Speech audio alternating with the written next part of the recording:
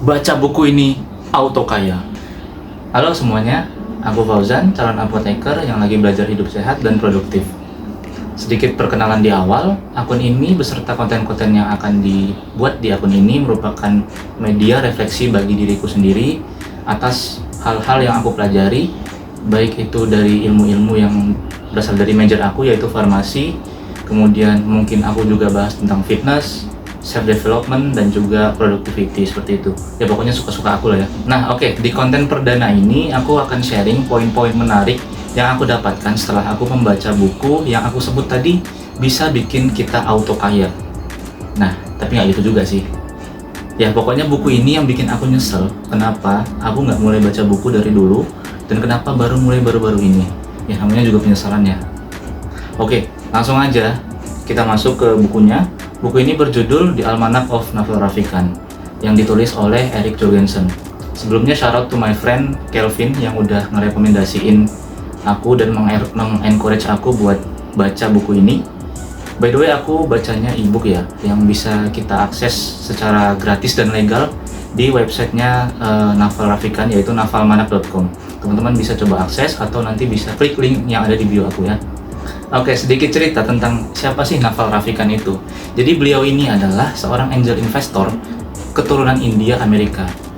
Merupakan founder dari AngelList yang merupakan sebuah startup yang merupakan penjadi penghubung antara investor dengan pengusaha-pengusaha pemula. Naval dikenal dengan pemikirannya yaitu tentang being wealthy and also being happy, yang mana biasanya kan orang kaya problemnya adalah tidak happy dan orang happy belum tentu kaya, seperti itu. Dan beliau ini bisa mengimplementasikan keduanya, yaitu being wealthy and also being happy. Terus Navalnya juga aktif nge-tweet di X, jadi recommended banget lah buat teman-teman follow X-nya dari Naval Ravikant ini di @naval. Nah, buku ini sendiri terbagi dalam dua bagian, yaitu yang pertama ada bagian wealth dan yang kedua ada happiness. Pada video kali ini kita akan bahas yang bagian wealth dulu aja ya. Nah, siapa sih yang nggak mau jadi kaya? Dan gimana sebenarnya cara untuk membangun kekayaan? Nah, di buku ini aku dapat 3 poin penting untuk membangun kekayaan. Yang pertama adalah diperlukannya specific knowledge atau pengetahuan yang spesifik. Specific knowledge ini adalah mengetahui cara melakukan sesuatu yang tidak mudah dilatih atau dilakukan oleh orang lain. Simpelnya adalah mastering di suatu bidang atau passion di suatu bidang dan benar-benar menggalinya sehingga kita bisa mahir di bidang itu dan memberikan value tersendiri yang tidak dimiliki oleh orang lain. Nah, specific knowledge ini bisa dicari dan dibangun, find and build. Jadi kita harus mencari dan membangun specific knowledge yang bisa kita miliki. Dan sampai saat ini aku masih mencari sebenarnya apa yang bisa aku cari dan bisa aku bangun. Dengan specific knowledge atau value yang kita miliki mengantarkan kita untuk mencapai yang namanya higher accountability atau tanggung jawab yang lebih tinggi. Nah, poin yang kedua adalah accountability atau tanggung jawab. Nah, semakin tinggi tanggung jawab, risikonya juga pasti semakin tinggi, tapi bakal mendapatkan imbalan atau hasil yang lebih tinggi juga. Nah, bayangkan ada dua pekerjaan. Yang pertama adalah manajer dari sebuah perusahaan properti dan yang kedua adalah pekerja bangunan. Nah, manajer perusahaan properti ini tanggung jawabnya itu lebih besar, seperti mencari tempat yang strategis untuk yang dijadikan lahan properti, kemudian cara negosiasi dengan investor, cara memikat calon penghuni atau pemilik properti yang mereka miliki. Nah, banyak sekali skill yang harus dikuasai oleh manajer dari perusahaan properti dibandingkan sama pekerja bangunan yang tanggung jawabnya hanyalah memikirkan bahwa pembangunan dari rumah A harus selesai. Tanggung jawabnya hanya sebatas itu, nggak lebih kan. Dia masih punya tanggung jawab kepada atasannya, yaitu mandor. Mandor itu masih tanggung jawab kepada atasannya lagi, yaitu kontraktor, dan seterusnya. Sehingga semakin tinggi tanggung jawab yang dipikul oleh orang, semakin tinggi juga risikonya dan semakin tinggi juga imbalan yang didapat. Dan lebih mayoritas lebih ke kerja otak daripada ke kerja otot. Dari accountability yang kita emban, tanggung jawab yang kita emban itu jika bisa kita emban dengan baik, itu akan menghantarkan kita untuk mendapat reputasi yang baik.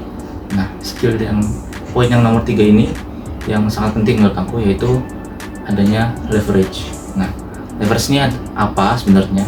Jadi leverage ini adalah kemampuan untuk multiply atau memperbesar effort dengan tujuan mendapatkan hasil yang lebih tanpa kita involve atau terlibat lebih dalam suatu pekerjaan. Contohnya ya, leverage ini menurut Naval ada 3 bentuk. Yang pertama adalah labor leverage atau human leverage.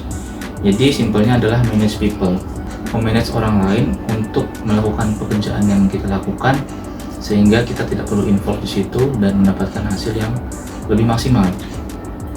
Contoh simpelnya dengan minta bantuan ke orang lain atau ke teman ya misalnya, untuk melakukan sesuatu dan kemudian kita beri mereka imbalan, entah itu bisa berupa makan siang, traktir, dan semacamnya.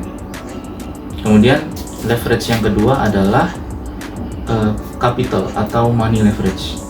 Ini konteksnya lebih ke bisnis sih. Jadi kayak misal bagaimana cara kita meyakinkan investor untuk bisa invest di bisnis yang kita punya, seperti itu. Nah, itu semua kan bisa dicapai dengan adanya reputasi yang baik. Reputasi yang baik itu berasal dari seberapa baik accountability yang bisa kita emban, dan accountability itu didapat dari specific knowledge yang tadi kita sudah bahas di poin pertama. Kemudian leverage yang ketiga, ini yang paling baru dan paling modern, yaitu intellectual property atau IP.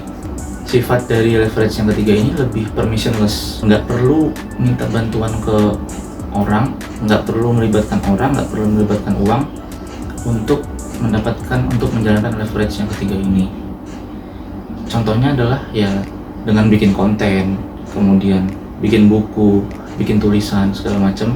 Di zaman modern ini sudah ada internet yang memperluas atau multiply hal yang ingin kita sampaikan atau hal yang ingin kita produce ke orang lain, sehingga kita merasa lebih terbantu, effort yang kita keluarkan lebih kecil, dan kemudian kita minim involve di hal tersebut. Dan yang ketiga ini sayang banget sebenarnya kalau nggak dimanfaatin. Nah, dalam perjalanan membangun kekayaan pastinya nggak segampang itu ya, dan pastinya kita dihadapkan dalam berbagai pilihan sulit atau berbagai keputusan sulit. Nah, disinilah kita perlu yang namanya judgment. Nah, ini mungkin akan kita bahas di next konten ya. Nah, ketiga poin tersebut apabila dikombinasikan dengan skill saving money dan keeping money yang baik, yang lebih jelasnya ada di buku The Psychology of Money, yang mungkin kapan-kapan kita bahas juga ya, itu bisa memuluskan jalan kita dalam membangun kekayaan. Nah, oke, segitu aja konten perdana kali ini. Next mungkin aku lanjut sharing tentang judgment, sedikit tentang judgment, dan kemudian lanjut ke part yang happiness. Dan aku tahu mungkin ini menurut teman-teman terlalu idealis, terlalu teoretis, dan mungkin teman-teman ada yang udah mengalami realnya bagaimana seperti itu. Feel free untuk sharing di kolom komentar. Dan gitu aja, thanks for watching.